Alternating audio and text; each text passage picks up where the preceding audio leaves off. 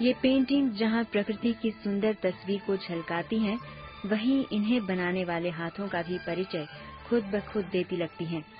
परवीन कौर, जिनका जन्म लाहौर में हुआ, इन पहाड़ों, वृक्षों और कुदरती सौंदर्य को उनसे बेहतर और कौन जान सकता है। जब हम कनाडा आए, उससे पहले हम ईरान में थे और ईरान में रेवोल्यूशन हो गई और हमारे घर के ऊपर भी गोलियां चलती थी क्योंकि वो सब फॉरेनर्स को पसंद नहीं करते थे। ये झगड़ा हुआ तो हमने सोचा कि अच्छा अब हम वापस हिंदुस्तान जाने की बजाय आगे चलते हैं। जब मैं 12 साल की थी ना, तो मुझे अपने 12वें जन्मदिन पे एक छोटा सा पेंट बॉक्स मिला। तो मुझे उसको देख के जैसे किसी को खजाना मिल गया हो।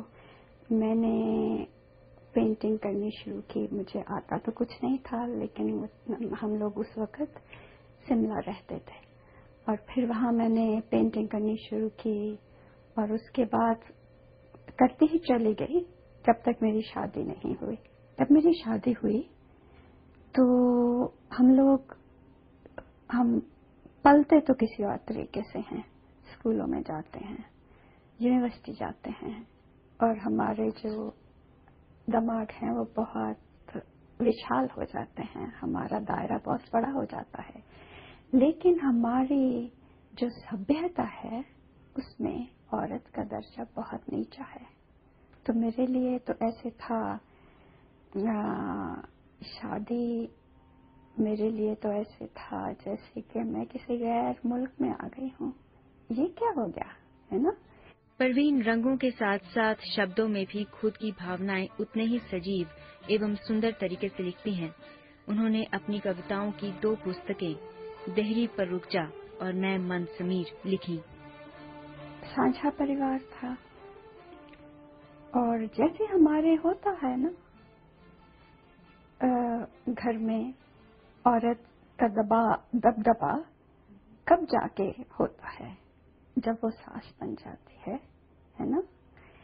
सो उसका भी मुझे उसके बारे में भी मुझे कुछ ध्यान नहीं था कि भी ऐसा भी होता है। सो मेरे लिए मुझे बहुत कुछ मुश्किल लगता था। तो मैं क्या करती थी, जैसे हमारा उधर होता है कि अच्छा सुबह हुई, दोपहर को जाके सो गए, सुबह होता था 2 घंटे, तो मैं जाके जो कुछ भी मेरे मन में कड़वाहट होती थी, जो मैं उनको वापस नहीं कह सकती थी किसी को, वो मैं लिख लेती थी। सो वो जो मैं 12 साल उधर रही, तब मैंने उसके बारे ही लिखा। तो वो जो किताब है वो है देहरी पे रुक जा। तो वो है कि देहरी पे रुक जा ए नादान लड़की, एक बार अंदर आके बाहर जाना मना है, हंसना यहाँ गीत गाना मना है, एक बार आके अंदर बाहर जाना मना है। कनाडा आने के बाद हर अप्रवासी की तरह फिर से खुद का परिचय एक चित्रकार के रूप में देना एक और संघर्ष की शुरुआत हुई। पहले तो मैंने गैलरीज को टेलीफोन किए तो उन्होंने कहा आपका कोई नाम पता है, आप हैं कौन, हमारी तो दुकानदारी है, हमने बेचनी है, हम आपको कैसे एग्जिबिट कर सकते हैं। तो फिर मैंने लाइब्रेरीज में की। 3-4 लाइब्रेरीज में करने के बाद मेरे मन में आया कि मैं बड़े साइज की पेंटिंग्स करूं। और मैंने सोचा मैं तब करूंगी नेक्स्ट एग्जीबिशन जब मेरे पास 10 पेंटिंग्स हो जाएंगी बड़े साइज की। लेकिन बड़े साइज की पेंटिंग करने को बहुत टाइम लगता है क्योंकि उसमें बहुत गलतियां भी होती हैं।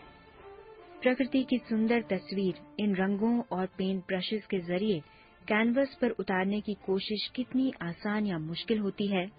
कई दफा पेंटिंग करके भी लगता है कि नहीं ये अच्छा नहीं लग रहा, जो बाहर है ये वो रंग नहीं है, तो उसको बदलते भी हैं और कई रंग मिल मिला के कई दफा अपने आप ही इतने अच्छे हो जाते हैं कि हम लोग सोचते नहीं कि ये कैसे हो गया।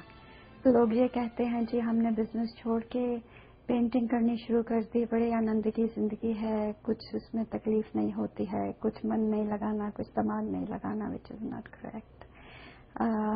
बहुत फ्रस्ट्रेशन होती है अगर आप सोचें कि हमको ऐसा करना चाहिए और वैसा होता नहीं है। अगर अब तक हो गया होता तो मेरे ख्याल प्रोग्रेस भी रुक गई होती।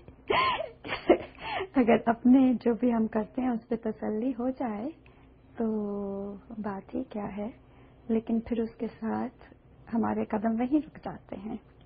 Parveen visual arts Ontario, visual arts Mississauga एवं मिसिसागा आर्ट्स काउंसिल की सदस्य भी हैं। परवीन के पसंदीदा चित्रकार हैं क्लॉड मोने एवं विंसेंट वैन गॉग और इन्हें इम्प्रेशनिस्ट बहुत पसंद हैं। परवीन की ऑयल पेंटिंग्स की आने वाली प्रदर्शनी में चित्रों का विषय होगा पतझड़। फिर इस दफा पोर्ट्रे कर रही हूँ फॉल के कलर्स को। जैसे आपको मालूम है कि हमारे पंजाब में, हिमाचल में और उस सारे एरिया में इस तरीके की पतझड़ नहीं होती जैसे यहाँ होती है। एक दफा मैंने पतझड़ देखी थी उस वक्त कश्मीर में, मैंने रंग बदलते देखे थे। उसके बाद अल्बर्टा में जब पत्ते रंग बदलते हैं, पॉपुलर्स पीले होते हैं और 10 दिन में नीचे गिर जाते हैं और बात खत्म हो जाती है। तो जब मैं इधर आई ओंटारियो में, अब मैंने पहली दफा ऐसा पतझड़ देखी और मुझे उसको देख के जैसे मुझे ऐसे लगे कि जैसे किसी को क्या मिल गया है, हीरे जवाहरात मिल गए हैं। और मैंने उसको पेंट करना शुरू किया। जैसे उसको पेंट करके मैं कभी थकती नहीं हूँ। जैसे अपना कोई पेट प्रोजेक्ट है हम करना चाहते हैं और उसको करके हमें तसल्ली मिलती है तो जरूर करना चाहिए। अगर हम करेंगे नहीं तो आगे कैसे बढ़ेंगे।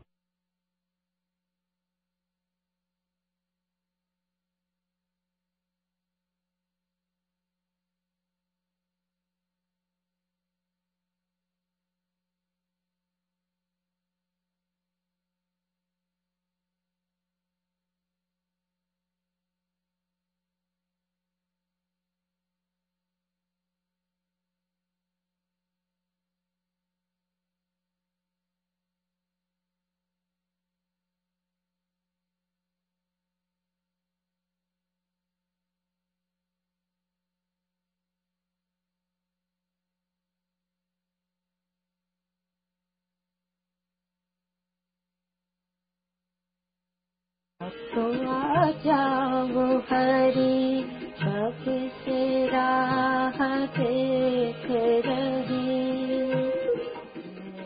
ये है मोहिनी खोसला, जो कि पिछले 30 से भी अधिक सालों से टोरंटो में अध्यापिका रह चुकी हैं और अब रिटायरमेंट के बाद अपना समय भजन लिखने और गाने में व्यतीत करती हैं।